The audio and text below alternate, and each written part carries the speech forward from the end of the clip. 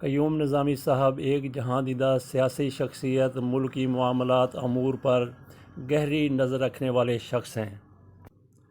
Peoples party کے جالے رہے اب کسی سیاسی پارٹی سے تعلق نہیں ہے۔ ٹی وی پروگرامز اور اخبارات خصوصی طور پہ نوائے وقت میں اپنے کالموں میں غیر جانبداری سے تجزیہ کرتے ہیں۔ عمران خان کے دعووں وعدوں کو دیکھ کے ان کے کبھی بڑے سپورٹر رہے ہیں، لیکن ایک عام آدمی کی طرح اب وہ بھی قیوم نظامی صاحب بھی عمران خان کی کارکردگی سے مایوس ہوتے ہوئے نظر آ رہے ہیں۔ پیپلز پارٹی کے جالے رہے اور پاکستان کے تحفظ کے لیے کسی بھی حد تک جانے کے لیے آمادہ رہتے ہیں۔ سیاسی تجزیہ بالکل غیر جانبداری سے کرتے ہیں، لیکن یہاں ملکی مفاد کی بات ہو تو اس پر قطعاً کمپرومائز نہیں کرتے۔ پاکستان کے خلاف ہونے والی سازشوں کا چہرہ بے نقاب کرنے میں کبھی تردد سے کام نہیں لیا۔ ایک دو روز قبل انہوں نے پاکستان کو اندر سے توڑنے کی سازش کے عنوان سے ایک آرٹیکل تحریر کیا ہے۔ اس میں بہت سی باتیں انہوں نے کی ہیں، بہت سے رازوں سے پردہ اٹھایا ہے۔ میاں نواز شریف کو کون استعمال کر رہا ہے، کس لیے استعمال کر رہا ہے، کس حد تک استعمال کر رہا ہے، اور میاں نواز شریف صاحب کہاں تک پاکستان توڑنے کی سازش میں استعمال ہو رہے ہیں۔ اس حوالے سے قیوم نظامی صاحب لکھتے ہیں کہ بھارتی لیڈروں کی ویڈیو سوشل میڈیا پر موجود ہیں، جن میں وہ برملا یہ دعویٰ کرتے نظر آتے ہیں اور سنائی دیتے ہیں کہ پاکستان کو اندر سے توڑنے کے لیے ہر ممکن کوشش کی جائے گی۔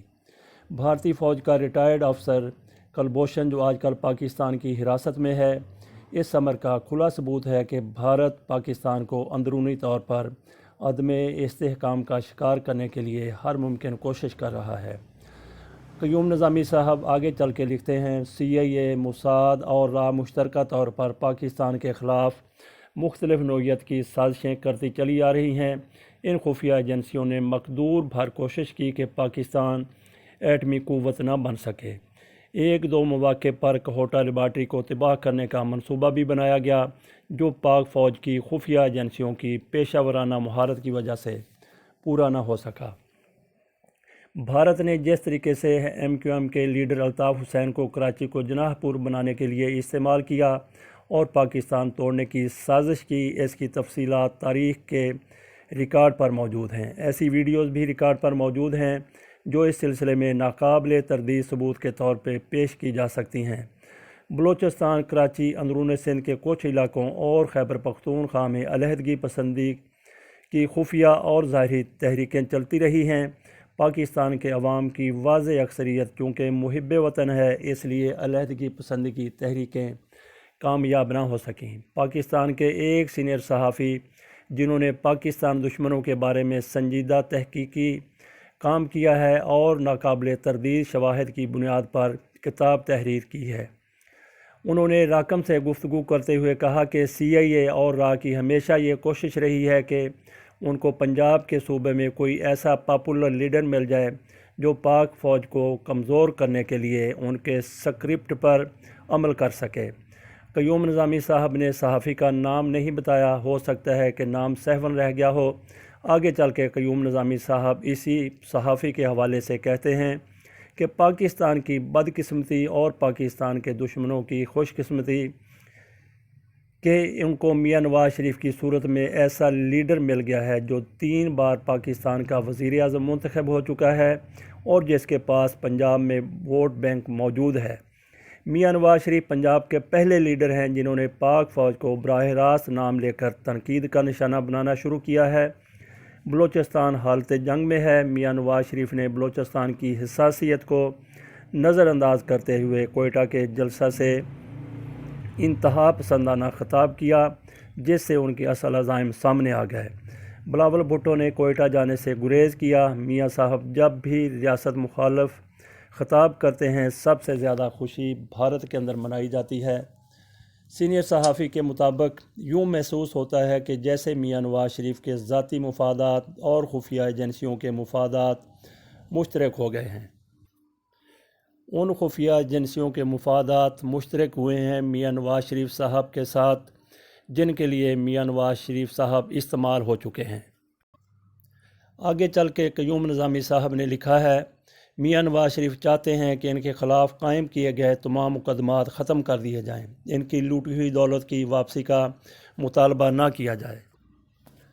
پاکستان دشمن ایجنسیوں کا یہ منصوبہ کہ پنجاب کے پاپولر لیڈر کو استعمال کر کے پاک فوج کو کمزور کیا جائے اور پاک فوج کے بارے میں عوام کے ذہنوں میں شکوک و شبہات پیدا کر کے ان کے درمیان خلیج پیدا کر دی جائے۔ پاکستان کے ایک ریٹائرڈ جنرل نے نام نہ لکھنے کی شرط پر بتایا کہ پاکستان کی ریاست بہت مضبوط ہے۔ میاں نواز شریف جس راستے پر چل پڑے ہیں ان کا حال بھی الطاف جیسا ہوگا اور ان کے لیے برطانیہ میں سیاسی پناہ لینے کے علاوہ اور کوئی راستہ نہیں بچے گا۔ MQM کی طرح پاکستان میں بھی میاں نواز شریف کے ووٹ بینک کو نقصان پہنچے گا اور مسلم لیگ نون کے اندر کی تقسیم بھی کھل کر سامنے آ جائے گی۔ قیوم نظامی صاحب آگے چل کے لکھتے ہیں، PDM کی اپوزیشن جماعتیں جو خواب دیکھ رہی ہیں وہ پورا ہونے والا نہیں ہے۔ جمہوریت میں سپیس دینی پڑتی ہے جو اپوزیشن جماعتوں کو دی جا رہی ہے۔ ملک کا اندرونی استحکام مضبوط ہاتھوں میں ہے۔ وفاقی وزیر برائے پارلیمانی امور ڈاکٹر بابر اعوان نے ٹیلی فون پر راکم یعنی قیوم نظامی سے گفتگو کرتے ہوئے بتایا کہ حکومت نے اپوزیشن جماعتوں سے 4 ماہ تک طویل مذاکرات کیے اور عوامی و قومی مفادات کے سلسلے میں قانون سازی کے لیے مفاہمت کی کوشش کی۔ اپوزیشن جماعتوں سے یہ مذاکرات صرف اس لیے کامیاب نہ ہو سکے کہ اپوزیشن جماعتیں اپنے خلاف مقدمات کے سلسلے میں NRO چاہتی ہیں۔ پاکستان کے وزیر اعظم عمران خان اپنے اس موقف پر ڈٹے ہوئے ہیں کہ وہ کسی صورت اپوزیشن کے لیڈروں کو NRO نہیں دیں گے۔ ان کو اگر وزارت عظمیٰ سے مستعفی ہونا پڑا تو وہ مستعفی ہو جائیں گے اور دوبارہ الیکشن میں جانا گوارا کر لیں گے، لیکن کسی کو رعایت دیں گے نہ NRO دیں گے۔ قیوم نظامی صاحب بتاتے ہیں کہ ڈاکٹر بابر اعوان نے مزید بتایا کہ اپوزیشن لیڈروں کے نمائندے آرمی چیف سے بھی ملاقاتیں کرتے رہے ہیں، مگر جب آرمی چیف نے سیاسی اور عدالتی امور میں مداخلت کرنے سے انکار کر دیا تو انہوں نے مایوس ہو کر احتجاج کا راستہ اپنایا۔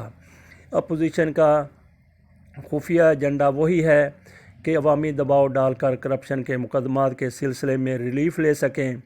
بابر اعوان نے مزید کہا کہ اپوزیشن کا کوئی حربہ کامیاب نہیں ہوگا۔